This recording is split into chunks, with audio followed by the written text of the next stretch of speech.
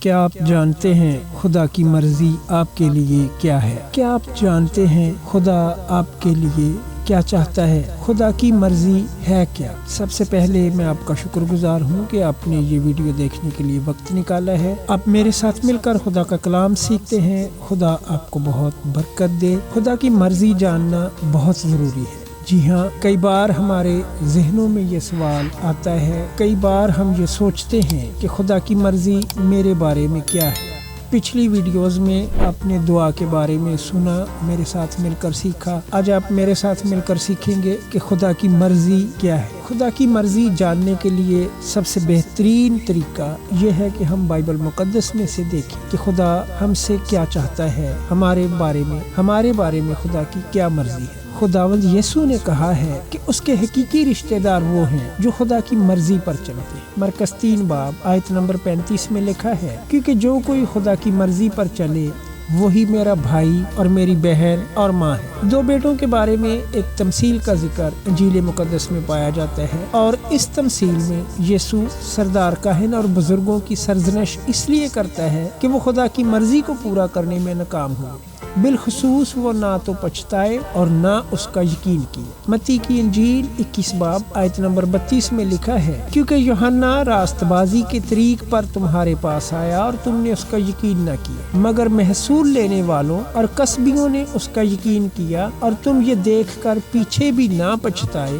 کہ اس کا یقین کر لیتے۔ خدا کی مرضی کو جاننے کا بنیادی ترین مقام تو یہ ہے کہ ہم اپنے گناہوں سے توبہ کریں اور خداوند یسوع مسیح پر ایمان لائیں۔ اگر ہم نے پہلا اور بنیادی ترین قدم ہی نہیں اٹھایا تو پھر ہم نے خدا کی مرضی کو قبول نہیں کیا۔ جب ہم مسیح کو ایمان کے ساتھ قبول کر لیتے ہیں تو ہم خدا کے فرزند بن جاتے ہیں۔ یوحنا کی انجیل 1 باب آیت نمبر 12 میں لکھا ہے، لیکن جتنوں نے اسے قبول کیا اس نے انہیں خدا کے فرزند بننے کا حق بخشا، یعنی انہیں جو اس کے نام پر ایمان لاتے ہیں، اور پھر وہ ہمیں اپنی مرضی پر چلانا چاہتے ہیں۔ جب ہم اس کے نام پر ایمان لاتے ہیں، جب ہم قبول کر لیتے ہیں، جب ہم یسوع مسیح کو اپنا شخصی نجات دہندہ قبول کر لیتے ہیں، تو پھر وہ کیا چاہتا ہے کہ ہمیں اپنی مرضی پر چلانا چاہتا ہے۔ 143 نمبر زبور آیت نمبر 10 میں لکھا ہے، مجھے سکھا کہ تیری مرضی پر چلوں، اس لیے کہ تو میرا خدا ہے۔ خدا ہم سے اپنی مرضی کو چھپاتا نہیں،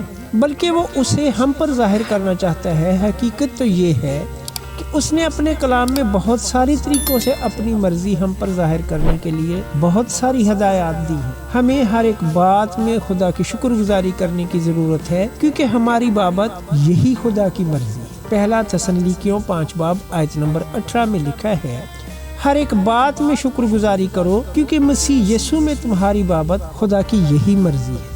خدا کی مرضی یہ ہے کہ ہم نیکی کریں۔ پہلا پطرس 2 باب آیت نمبر 15 میں لکھا ہے، کیونکہ خدا کی یہ مرضی ہے کہ تم نیکی کر کے نادان آدمیوں کی جہالت کی باتوں کو بند کر دو۔ پہلا تسنلیکیوں 4 باب آیت نمبر 3 میں لکھا ہے، چنانچہ خدا کی مرضی یہ ہے کہ تم پاک بنو، یعنی حرام کاری سے بچے رہو۔ خدا کی مرضی قابل دریافت ہے اور اسے ثابت کیا جا سکتا ہے۔ رومیو 12 باب آیت نمبر 2 میں لکھا ہے، اور اس جہان کے ہم شکل نہ بنو، بلکہ عقل نئی ہو جانے سے اپنی صورت بدلتے جاؤ، تاکہ خدا کی نیک اور پسندیدہ اور کامل مرضی تجربہ سے معلوم کرتے رہو۔ اس حوالے میں ہمیں ایک بہت اہم تسلسل دیکھنے کو ملتا ہے۔ خدا کا فرزند اپنے آپ کو دنیا کا ہم شکل بنانے سے انکار کرتا ہے اور اس بات کی اجازت دیتا ہے کہ خدا کا روح اسے اپنی مرضی سے تبدیل کرے۔ جب اس کا ذہن خدا کے متعلق باتوں اور چیزوں کے مطابق تبدیل ہو جاتا ہے، پھر وہ خدا کی کامل مرضی کو جان سکتا ہے۔ جب ہم خدا کی مرضی کو جاننے کی کوشش کرتے ہیں تو ہمیں اس بات کی یقین دہانی ضرور کر لینی چاہیے کہ جو کچھ ہم سوچ یا چاہ رہے ہیں، کیا بائبل مقدس اس سے منع تو نہیں کرتی۔ مثال کے طور پر بائبل مقدس چوری سے منع کرتی ہے۔ اب جبکہ خدا نے اس حوالے سے بڑی واضح طور پر اپنے کلام میں بیان کر دیا ہے، تو پھر ہم جانتے ہیں کہ یہ اس کی مرضی نہیں ہے کہ ہم چوری کریں۔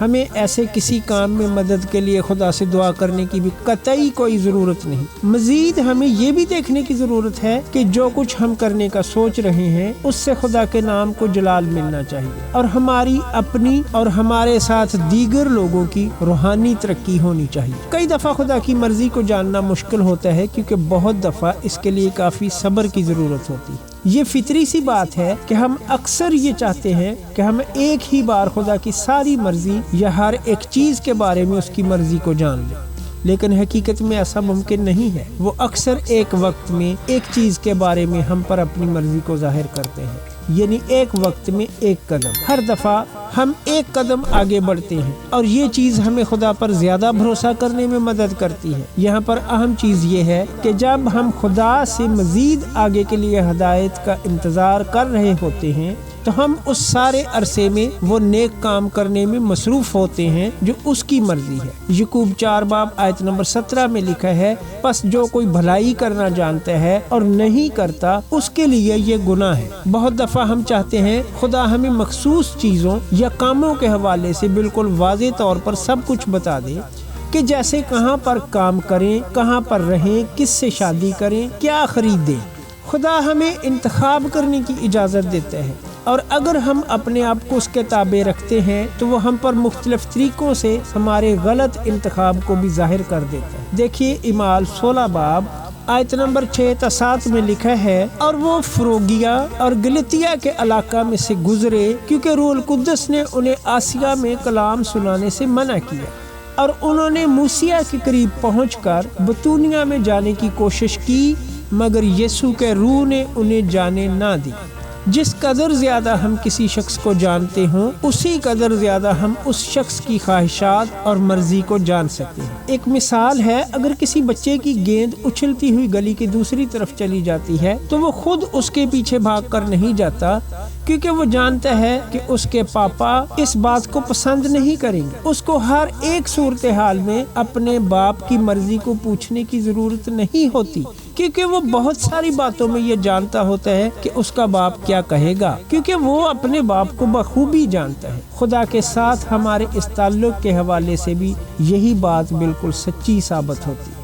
جب ہم خدا کے ساتھ چلتے ہیں، اس کے کلام کی تابعداری میں زندگی گزارتے ہیں، اس کے روح پر بھروسہ کرتے ہیں، تو ہمیں یہ معلوم ہوتا ہے کہ ہمیں مسیح کی عقل عطا کر دی گئی ہے۔ پہلا کرنتھیوں 2 باب آیت نمبر 16 میں لکھا ہے، خدا کی عقل کو کس نے جانا کہ اس کو تعلیم دے سکے، مگر ہم میں مسیح کی عقل ہے، ہم اسے جانتے ہیں، اور یہ بات ہمیں اس کی پاک مرضی کو جاننے میں مدد کرتی ہے۔ ایسے میں ہمیں خدا کی طرف سے اس کی رہنمائی بالکل تیار اور میسر ملتی ہے۔ امثال 11 باب آیت نمبر 5 میں لکھا ہے، کامل کی صداقت اس کی رہنمائی کرے گی، لیکن شریر اپنی ہی شرارت سے گر پڑے گا۔ اگر ہم خدا کی نزدیکی میں اس کے ساتھ چل رہے ہیں اور اپنی زندگیوں کے لیے اس کی پاک مرضی چاہتے ہیں، خدا اپنی مرضی کو ہمارے دل میں رکھ دے گا۔ یہاں پر اہم جاننے والی بات یہ ہے کہ ہمارے اندر خدا کی مرضی کو پورا کرنے کی خواہش ہونی چاہیے، نہ کہ اپنی مرضی۔ 37 زبور آیت نمبر 4 میں لکھا ہے، خداوند میں مسرور رہ اور وہ تیرے دل کی مرادیں پوری کرے گا۔ آمین۔ عزیزو، خدا کی مرضی کو اگر آپ بھی جاننا چاہتے ہیں تو اسی طرح سے مزید بائبل مقدس کی سٹڈی کیجیے۔ آپ ہر روز تھوڑا سا وقت نکالیں، اپنی زندگی میں سے کچھ وقت خدا کے لیے مخصوص کر دیں۔ ہر روز کچھ ٹائم دیں، بائبل مقدس کو سٹڈی کریں، پڑھنا شروع کریں، چند آیات ضرور پڑھیں، اور اس طرح سے آپ خدا کی مرضی کو اپنے بارے میں بہتر طور پر جان سکتے ہیں۔ خداوند اس کلام کے وسیلہ سے ہم سب کو برکت دے، آمین۔ ویڈیو کو لائک اور شیئر کرنا نہ بھولیے گا۔ کمنٹ سیکشن میں اپنی رائے کا اظہار ضرور کریں۔ اگر آپ اس چینل پر نئے ہیں تو چینل کو سبسکرائب ضرور کریں۔